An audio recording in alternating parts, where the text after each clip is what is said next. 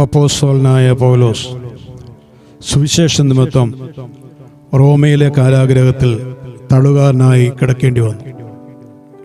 ആ തടവറയിൽ കഷ്ടതകളുടെയും പ്രയാസങ്ങളുടെയും നടുവിൽ തനിക്ക് ദൈവത്തിൽ ധൈര്യപ്പെടുവാൻ ഇടയായി.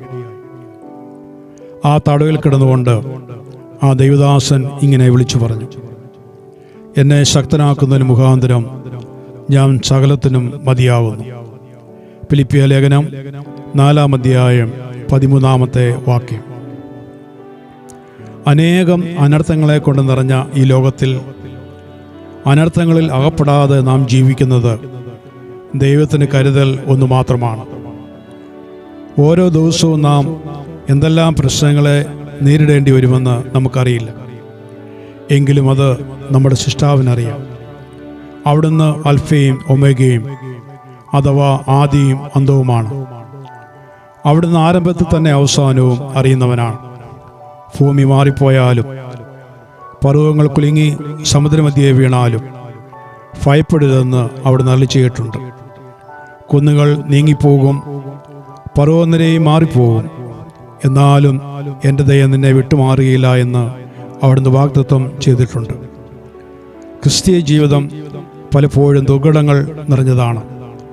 ദുർഘടങ്ങൾ നിരാശരായി ക്ഷീണിച്ച് പതറി താളടിയാകാതെ നാം അതിനെ അതിജീവിക്കുന്നവരായി തീരുവാൻ ദൈവം ആഗ്രഹിക്കുന്നു. ഒരു പടയാളി യുദ്ധസമയത്ത് ശത്രു സൈന്യത്തെ കണ്ട് ഭയപ്പെട്ട് പിന്നോക്കം ഓടാതെ ശത്രുവിനെതിരെ യുദ്ധം ചെയ്ത് മുന്നേറുന്ന പോലെയും വലിയ കൊടുങ്കാറ്റും വെള്ളപ്പൊക്കവും ഉണ്ടായി കര കവിഞ്ഞൊഴുകുന്ന പുഴയിലേക്ക് ചാഞ്ഞുകിടക്കുന്ന മരക്കൊമ്പിലിരുന്ന മധുരമായി പാടുന്ന പക്ഷിയെപ്പോലെയും ആകണം നമ്മുടെ ക്രിസ്തീയ ജീവിതം. എത്ര കൊടുങ്കാറ്റും പേമാരിയും വന്ന് വെള്ളം പൊങ്ങിയാലും വെള്ളത്തിൽ മുങ്ങിപ്പോകാതെ പറന്നുയരുവാൻ അതിന് 2 ചിറകുകളുണ്ടെന്നുള്ളതാണ് ആ പക്ഷിയുടെ ധൈര്യം.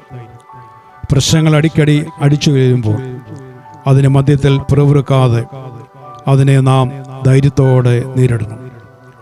അതിന് പ്രാർത്ഥനയാവുന്ന ചിറകുകൾ നമുക്ക് ആവശ്യമാണ്. കഷ്ടങ്ങൾ ആപ്പെട്ടു പോകുമ്പോൾ അരുമനാഥനായ യേശു കർത്താവിൻ്റെ തിരുമുഖത്തേക്ക് നോക്കി നമുക്ക് പോകേണ്ടുന്ന വഴി നാം അറിയണം. ആ വഴി അവിടുന്ന് കാണിച്ചു തരും. അവിടുന്ന് നമ്മെ കരം പിടിച്ച് നടത്തുന്ന ദൈവമാണ്.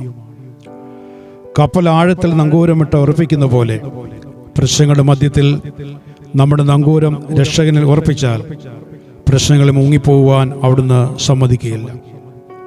എന്തെല്ലാം കഷ്ടങ്ങൾ വന്നാലും ഒറ്റപ്പെടുത്തലുകളും നിന്ദകളും പരിഹാസങ്ങളും നമ്മെ വരിഞ്ഞു മുറുക്കുമ്പോഴും നിരാശപ്പെടാതെ ദൈവത്തിൽ മാത്രമായിരിക്കട്ടെ നമ്മുടെ ആശ്രയം. കഷ്ടങ്ങളിലും നഷ്ടങ്ങളിലും പതറാതെ കണ്ണീരിൽ കലങ്ങാതെ ഇയ്യോബിനെ പോലെ നഗ്നനായി ഞാൻ വന്നു, നഗ്നനായി തന്നെ പോകുന്നുവെന്ന് ധൈര്യത്തോടെ പറയുവാൻ നമുക്ക് ഇടയാകട്ടെ.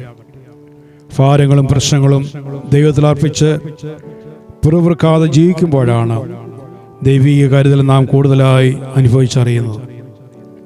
ദൈവത്തിൻ്റെ വാഗ്ദത്തം ഇങ്ങനെയാണല്ലോ: കണ്ണീരിൻ്റെ താഴ്വരയിൽ ഞാൻ നിന്നെ കൈവിടുകയില്ല. യേശു കർത്താവ് ഒരിക്കലും കൈവിടാത്തവനായി നമ്മോട് കൂടെയുണ്ട്.